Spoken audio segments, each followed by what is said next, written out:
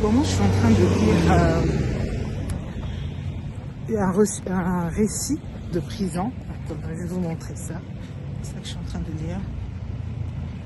Waouh! Situé en Afrique du Sud. Et j'aurais aimé vous dire que je me régale ou quoi ou qu'est-ce. Mais non, en fait, je suis un petit peu en partie déçue. C'est pas un truc linéaire, en fait, ça se passe dans les années 70. Et, enfin, dans les années 70 et précisément 1976, parce que ça va avec les événements qui sont arrivés aux étudiants et tout ça. Et Césarina, c'est elle qui raconte son histoire, et bien évidemment, elle est au centre de tout, et elle se fait l'héroïne de cette, de son récit. Mais, comment vous dire?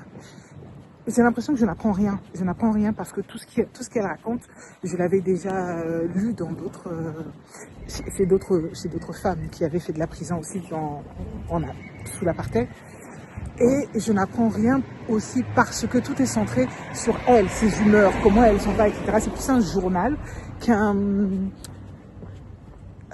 j'ai envie de dire, c'est juste plus un truc vraiment personnel que de groupe.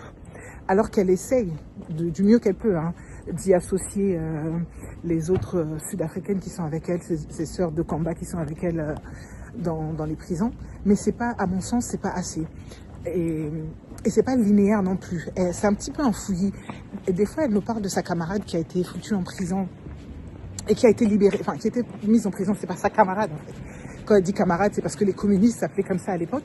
Mais en fait, c'est une dame qui était en prison avec elle et qui en avait eu pour 25 ans, qu'elle avait pris pour 15 ans de prison. Elle arrivait pour 5 ans de prison.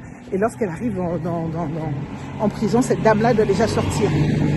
Mais elle va nous dire, oui, elle est partie, par exemple, à la page 10, elle va nous dire, elle est partie. Et puis à la page 15, elle va commencer à nous raconter ses aventures avec cette dame-là sans faire de transition. C'est comme si elle n'avait jamais quitté la prison, en fait. Alors qu'elle nous a annoncé qu'elle était partie. Vous voyez ce que je veux dire ou pas? Et c'était pas clair. Après, je me dis, comme elle était souvent en isolation, et quand on te met en isolation, c'est pour que tu sois confus, pour que tu sois un peu perdu. Ça peut se comprendre, mais il y a trop de confusion dans son récit.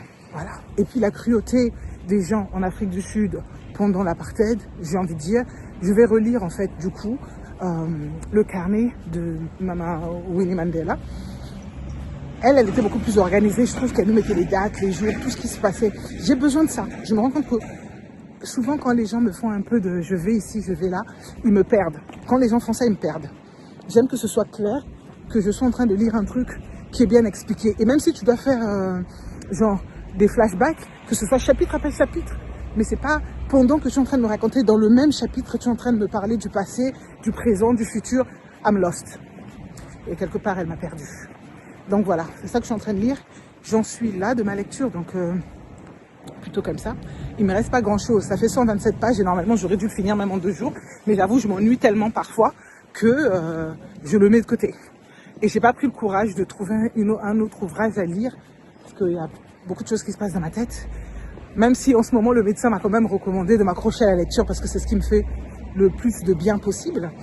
J'ai pas encore trouvé un livre qui pourrait justement me permettre de m'évader. Donc voilà, pour l'instant c'est ma lecture. Et je dois aussi vous parler des autres que j'ai faites avant, mais celle-ci, c'est la lecture du moment. Au point où j'en suis, je ne pense pas que c'est un truc que je vous recommanderais forcément pour des lectures de prison. Mais par moments, c'est intéressant. C'est dommage que ça commence à être intéressant vers la fin uniquement, parce que tout le long, je me suis un petit peu emmerdée quand même. Voilà.